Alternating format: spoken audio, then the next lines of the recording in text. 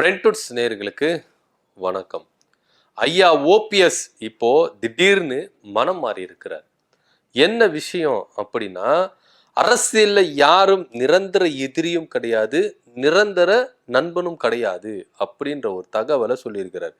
இந்த தகவல் ஏன் சொன்னாரு, எதுக்கு சொன்னாரு அப்படின்னா, திரும்பவும் பாஜக கூட்டணியில நீங்க போறதுக்கான வாய்ப்புகள் இருக்குதா அப்படின்னு கேட்கும் பொழுது இந்த பதில சொல்லியிருக்கிறார். இது தவிர்த்துட்டு நீங்க எடப்பாடி பழனிசாமி தலைமையை ஏற்றுக்கொள்வீர்களா? இப்ப டிடிவி தினகரன் திட்டவட்டமா சொல்லிட்டாரு ஐயா, எடப்பாடி பழனிசாமி தலைமை இருக்கிற வரைக்கும் நாங்க கூட்டணிக்குள்ள வரமாட்டோம்.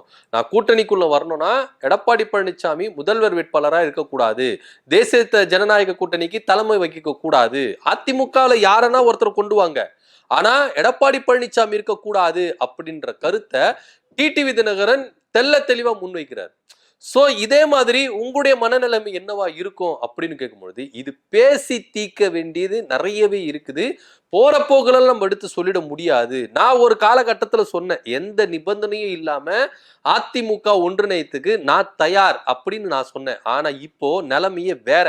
எப்போ எடப்பாடி பழனிசாமி செங்கோட்டையனை வெளியே அனுப்புனாரோ அப்பத்துல இருந்தே நிலைமை வேற மாதிரி ஆயிடுச்சு. இப்போ நான் அதிமுகக்குள்ள போகணும்னா எடப்பாடி பழனிசாமி பொதுச் செயலாளரா இருக்கணுமா, அவர் தலைமையை வகிக்கணுமா, அவர் முதல்வர் வேட்பாளரா இருக்கணுமா அப்படின்றத பேசி தீர்க்க வேண்டிய விஷயம் நிறைய இருக்குது அப்படின்ற கருத்தை ஐயா ஓபிஎஸ் அவர்கள் முன்வைக்கிறார். அவர் சொல்றதும் ஒரு விதத்துல ஏற்றுக்கொள்ள வேண்டிய விஷயமா தான் இருக்கு. ஏன்னா நிலைமை இப்போ சரியில்லை. அதிமுக எந்த திசையில போகுது அப்படின்னு நம்மளால கணிச்சு கூட பார்க்க முடியல.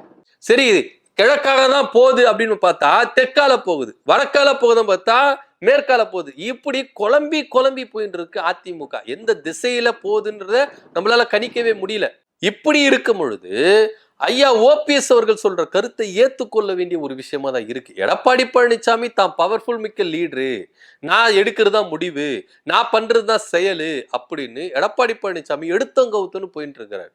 இந்த தலைமை சரியில்லை, எடப்பாடி பழனிசாமி சரியில்லை அப்படின்றதான் டிடிவி தினகரனும் அழுத்தம் திருத்தமா சொல்றாரு. இப்போ ஐயா ஓடிய ஓபிஎஸ் நிலைமையும் வேற மாதிரி இருக்கு. என்னன்னா, நான் எடப்பாடி பழனிசாமி தலைமையை ஏத்துக்கிறதுக்கு தயாரா இல்ல, எடப்பாடி பழனிசாமி முதல்வர் வேட்பாளருக்கும் அவரு தகுதி இல்லை அப்படின்றத ஐயா ஓபிஎஸ் அவர்கள் சொல்லியிருக்கிறார். நீங்க ஒரு காலகட்டத்துல எந்த நிபந்தனை இல்லாம கூட்டணிக்குள்ள வரேன் அப்படின்னு நீங்க சொன்னீங்க. ஏன்னா தேர்தல் நெருங்கிட்டே இருக்கு.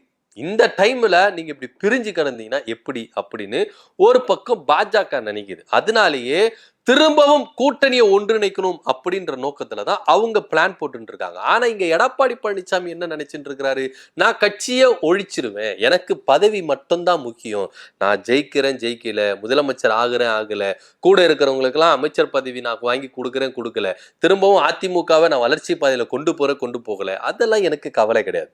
எனக்கு பொதுச் செயலாளர் அப்படின்ற பதவி வேணும். அந்த பதவியை எனக்கு கொடுக்குறவங்க என் கூட சப்போர்ட் பண்ணுங்க, அது 4 பேரா இருந்தாலும் கட்சி நடக்கும் அப்படின்ற ஒரு பட்சத்துல எடப்பாடி பழனிசாமி ரொம்ப குறியா இருக்கிறார். சோ இதெல்லாம் சூஸ் பண்ணி வச்சுதான் ஐயாவுடைய மனநிலைமை மாறி இருக்கு. ஏன்னா செங்கோட்டையனை எந்த அளவுக்கு எம்ஜிஆர் காலத்திலிருந்து ஜெயலலிதா காலத்திலிருந்து அதிமுகவுக்காக உண்மை விசுவாசியா இருக்கிறாரு, இது வரைக்கும் அவருக்கு எவ்வளவு ஆப்ஷன் வந்தது, எவ்வளவு வாய்ப்புகள் வந்த போது கூட அதிமுக தான் வேணும் அப்படி இருந்து இருக்கிறாரு. இப்படிப்பட்டவரையே எடப்பாடி பழனிசாமி இப்படி ஒரு ரீசனை கேட்காம, எந்த ஒரு விஷயமும் சொல்லாம, அனௌன்ஸ்மெண்ட் பண்ணாம இப்படி கட்சியை விட்டு நீக்கினீங்கன்னா நீங்க எந்த போக்குல போறீங்க? சோ இப்படியே இந்த மனநிலைமையே இருக்கிறதுனாலதான் எடப்பாடி பழனிசாமி நாங்க வேணான்றோம். நாளை பின்ன எல்லாரையும் துரத்திட்டு தனிமரமா தான் எடப்பாடி பழனிசாமி இருப்பாரு. டிடிவி தினகரன் சொல்றதோ கரெக்ட் தான், கூட்டணிக்குள்ள நாங்க திரும்ப வரோம், ஆனா எடப்பாடி பழனிசாமி முதலமைச்சர் வேட்பாளர் இருக்கக்கூடாது, அவரு தலைமை வகிக்க கூடாது, அது இருந்தா ஓகே, நான் வரத்துக்கு தயார் அப்படின்றத டிடிவி தினகரன் சொல்லிட்டாரு. ஆனா என்னுடைய கருத்து என்னன்னா, எடப்பாடி பழனிசாமி அதிமுக கட்சிக்குள்ளே இருக்கக்கூடாது, அவரு திரும்ப அவர் தலைமையில நான் உள்ள போக முடியாது, அவர் பொதுச் செயலாளராவோ முதல்வர் வேட்பாளரோ ஏத்துக்கிட்டு நான் உள்ள போக மாட்டேன். எடப்பாடி பழனிசாமியை விட எனக்கு எந்த அளவுக்கு அந்த இடத்துக்கு பொசிஷன் வரதுக்கு தகுதி இருக்குதுன்றது எனக்கு தெரியும், மக்களுக்கும் தெரியும். ஏன்னா அந்த அங்கீகாரத்தை ஏற்கனவே எனக்கு அம்மா இருக்கிற காலகட்டத்திலே எனக்கு கொடுத்தாங்க அப்படின்றதுல எல்லாருக்குமே தெரியும். அப்படி இருக்கும்போது எடப்பாடி பழனிசாமி மாதிரி நான் எடுத்தங்கவுத்தம்லாம் சொல்ல மாட்டேன். தலைமைக்கு இருக்கிறவங்க எல்லாத்தையும் அனுசரிச்சு போகணும், சகிச்சுக்கிட்டு போகணும், எல்லாரையும் ஏத்துக்கிட்டு போகணும். ஆனா அந்த மனநிலைமை எடப்பாடி பழனிசாமிக்கு இல்லவே இல்லை. அப்படின்றத ஐயா அவர்கள் புட்டு புட்டு வைத்திருக்கிறார். சோ அதனால எந்த நிபந்தனை இல்லாம கட்சி ஒன்றிணைத்துக்கு நான் தயார் அப்படின்னு சொல்லிட்டு வந்த ஓபிஎஸ் உடைய மனநிலைமை இன்னைக்கு வேற மாறி இருக்கு. நீங்க எடப்பாடி பழனிசாமி தலைமை ஏத்துப்பீங்களா, முதலமைச்சர் வேட்பாளரா அவர் அங்கீகரிப்பீங்களா அப்படின்ற கேள்விக்கு பேசி தீர்க்க வேண்டிய விஷயம் நிறைய இருக்குங்க. ஏற்கனவே கோர்ட்ல ஏகப்பட்ட கேஸ் இருக்குது. அதோடைய ரிசல்ட் எல்லாம் வரணும். அது வரது இல்லாம பேசி தீர்க்க வேண்டிய விஷயமே நிறைய இருக்குது அதிமுகக்குள்ள. இது சட்ட போராட்டம், அது ஒரு பக்கம் இருக்கட்டும். இங்க நாங்க எல்லாம் கூடி உக்காந்து பேச வேண்டிய விஷயமே நிறைய இருக்குதே. அதை முதல்ல பேசணுமே. அதுல பேசி ஒரு முடிவு வந்தாதானே நாங்க ஒத்துக்க முடியும். ஒத்துக்காம கண்மூடித்தனமா நான் ஒத்துக்கிறேன்னு சொல்லிட்டு உள்ள வந்துட்டு இன்னைக்கு செங்கோட்டையனுக்கு ஆப்பு வச்ச மாதிரி நாளைக்கு எனக்கு வச்சுட்டாருன்னா ஜெயிச்சிட்ட பிறகு எப்படி அப்படின்னு தான் ஐயா அவர்கள் ரொம்ப உஷாராகி என்ன பண்ணிட்டாரு, இதுல ஒத்துக்க முடியாது. அவரை தலைமையாகவோ அவர் முதலமைச்சர் வேட்பாளரோ நான் ஒத்துக்க மாட்டேன். அவரே முதல்ல உட்காந்து பேசட்டும், பேசி ஒரு சில கமிட்மெண்ட்ஸ் கொடுக்கட்டும், ஒரு சில வாக்குறுதிகளை கொடுக்கட்டும், கொடுத்துட்ட பிறகு நானும் கொடுக்குறேன், கொடுத்துட்டு அதுக்கப்புறம் ஒரு டிக்ளேர் பண்ணுவோம் அப்படின்னு எடப்பாடி பழனிசாமிக்கு ஐயா ஓபிஎஸ் அவர்கள் ஒரு அறிவுரை சொல்லி உண்மையிலேயே இது ஏத்துக்கொள்ள வேண்டிய ஒரு விஷயமா தான் இருக்கு. ஏன்னா எடப்பாடி பழனிசாமியை பத்தி அதிமுகல இருக்கிறவங்க இல்ல, பாஜக காரங்களே நல்லா தெரிஞ்சுக்கிறாங்க, மத்த வெளியில இருக்கிற எல்லா கட்சியினரும் தெரிஞ்சுக்கிறாங்க எடப்பாடி பழனிசாமி எப்பேற்பட்ட ஒரு சகுனி அப்படின்றது. உதயநிதி ஸ்டாலின் சொல்றாருங்க, எடப்பாடி பழனிசாமி அதிமுகல தலைமையில இருக்கிற வரைக்கும் திமுக எல்லா இடத்துலயும் ஜெயிச்சுட்டு வரும் அப்படின்னு சொல்றாரு. இத டிடிவி தினகரன் அங்கீகரிக்கிறாரு.